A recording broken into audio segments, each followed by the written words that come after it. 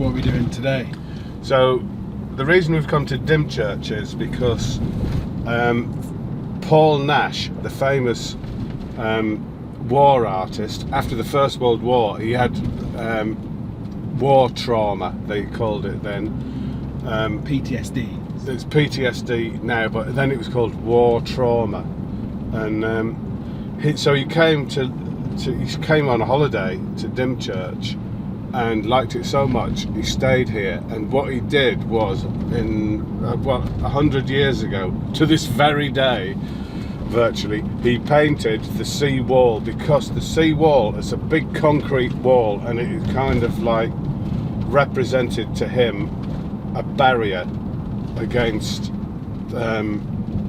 his trauma and the freeness and wildness of the sea.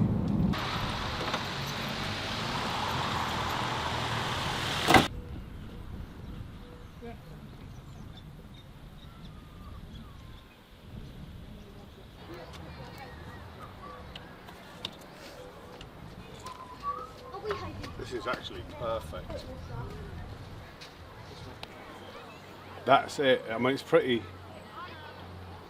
bang on. He must have stood virtually right about here. It actually is. I mean, I know he's further up. He's looking at the top of that landing launch pad for lifeboats. So he's got a bit of artistic license, and he's looking at the top of it, which you can't see unless you were 50 foot up. But that's pretty much it. That actually is, this is where he was stood 100 years ago, which is quite weird. It's like, ooh, hello. And I really like it. I really like this area here with the holes in it. But this is the absolute spot where he painted it. So turns out I've forgotten to bring my palette, so I went and had a look in the car, and I've got a handbag which I can use as a makeshift palette. And I forgot my ruler, but I have got some tape, so I'm going to use that because I want to get that precise triangle that he got.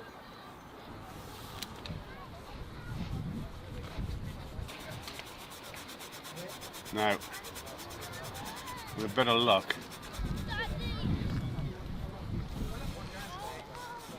there's no point in waiting for it to dry. It would be here for days.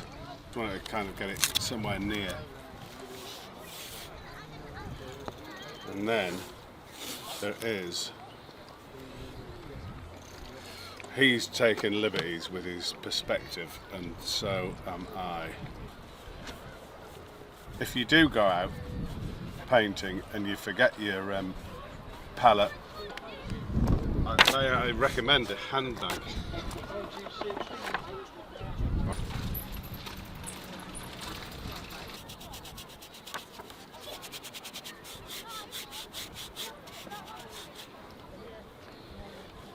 So I want a kind of loose top end and a firm, solid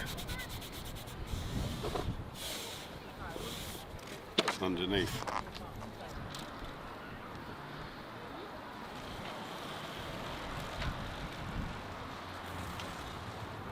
The way I'm doing this is a bit technical, but I'm trying to do it in a kind of a style of the time. Like, it was 100 years ago that he painted this, and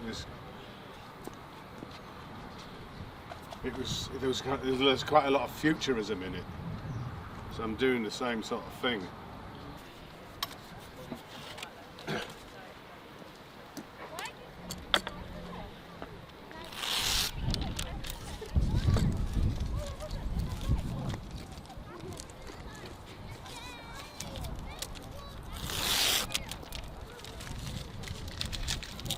Could be better.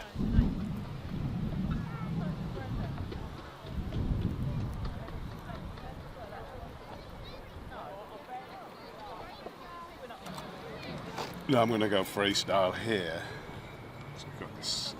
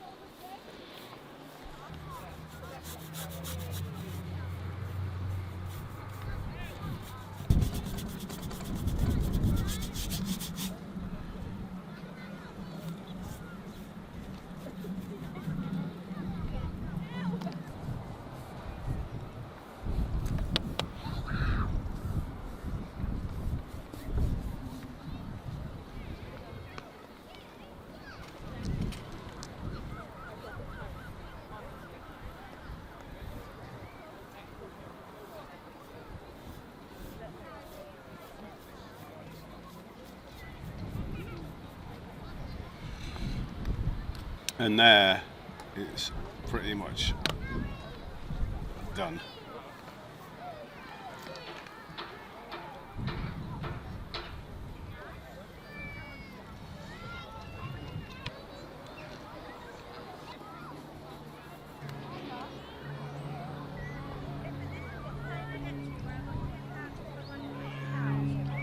And there's the groins.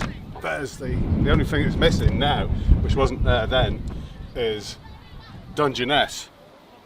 So I'm going to actually put that in. I want just a faint bit of blue. So Dungeness is right over there.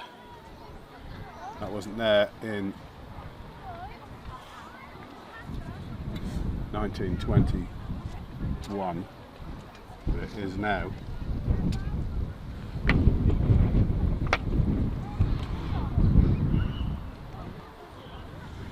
And there it is, Dungeness in the distance.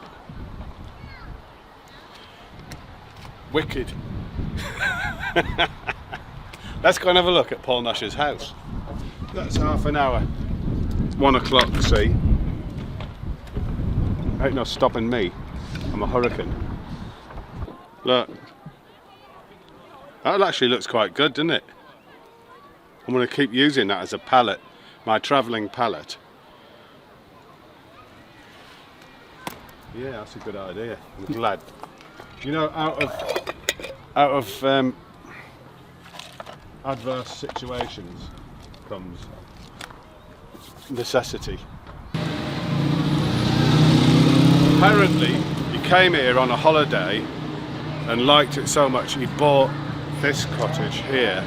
So he probably stayed. He said it's, when I was reading up about it, said it's just a couple of doors down. So if he bought that one, you must have stayed in one just there, maybe. Either that or in the Premier off licence, which I doubt. Well, if a couple of doors down, it's probably here, where this is where he came from. You know, traumatised from the First World War, stayed here, loved it so much, and moved in down there. But now you can get chin threading done, which I think I might go and get done. I'm going to spot a chin threading in whilst I'm here. And on the way back home I'll get a tattoo.